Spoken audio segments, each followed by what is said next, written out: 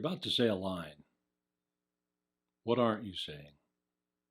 Think about it. Do you always know exactly what to say? Do you always know exactly what you want to say? Do you always mean exactly what you say?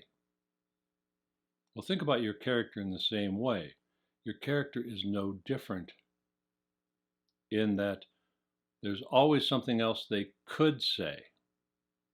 And that thought needs to cross their mind first.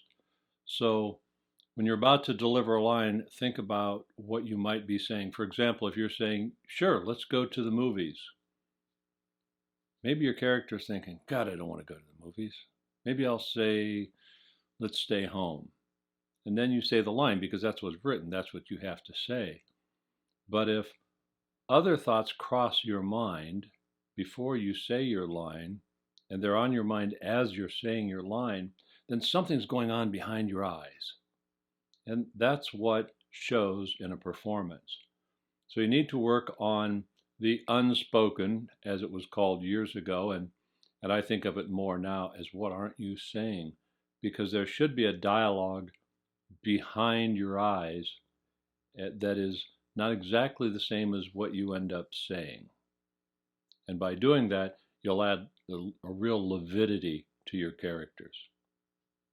And that's just a quick tip for today. Hope you enjoy it. Have a great week, and I'll see you in the next video. Thanks, everybody. Hey, remember to subscribe and like. It helps me build this channel. And for all of you that are enjoying this, thanks for watching my videos. Remember to join me on Patreon, where I'm starting with the basics of Chekhov technique in the beginning class. And for those of you who are ready, you can move up to the intermediate class or the advanced class and eventually a master's class, which I've limited to 6. So I'll see you on Patreon, hopefully. And until then, I'll see you in the next video here on YouTube. Thanks.